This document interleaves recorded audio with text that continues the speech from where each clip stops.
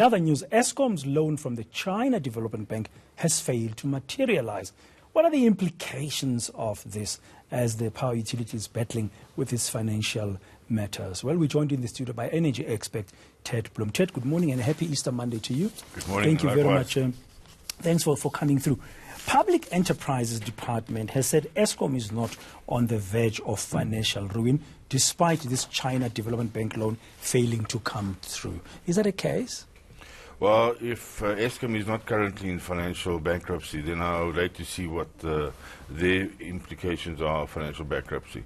I warned in February that by the end of March, Eskom would be hitting the wall. And saving the drips and drabs that are being fed to Eskom is effectively against the wall. It was easy to see. Everybody knew it. But, of course, government is lying to us and telling us to shut up.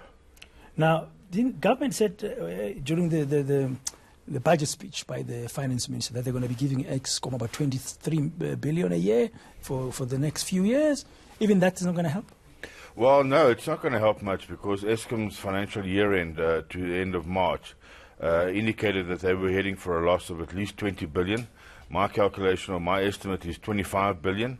So if you're getting 23 billion in and you're losing 25 billion, that still leaves you in the red by about 2 billion.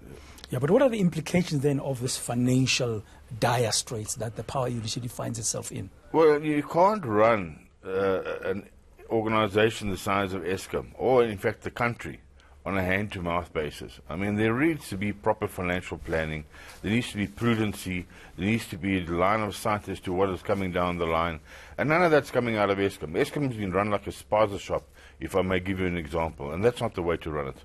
But I mean, from what we're hearing then, the government, the public enterprise says helping them with the 23 billion rand is giving them some sufficient liquidity. But you don't seem to agree with that.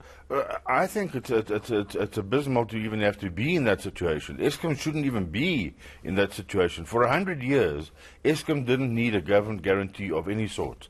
Eskom was financially well run. Eskom was the cheapest utility in the world. Now he's saying that you have to feed Eskom like you feed chickens every morning with a couple of millipips. No, that's not the way to run a country. You said we need planning.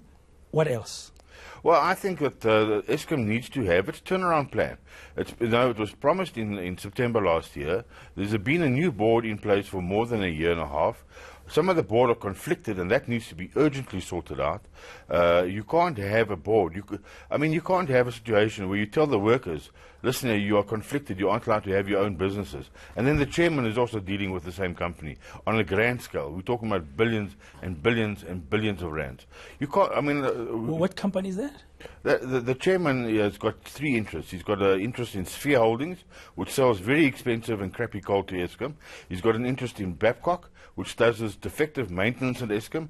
And he's got an interest in Howden Africa, which sells Eskom fans. That's Mr. Jabu Mabuza? Absolutely. And is that, you've got evidence of that? He's admitted that to the Zondo Commission. I saw it with my own eyes. So now you are saying to resolve the problem, you need to remove people who are conflicted from the board? Absolutely.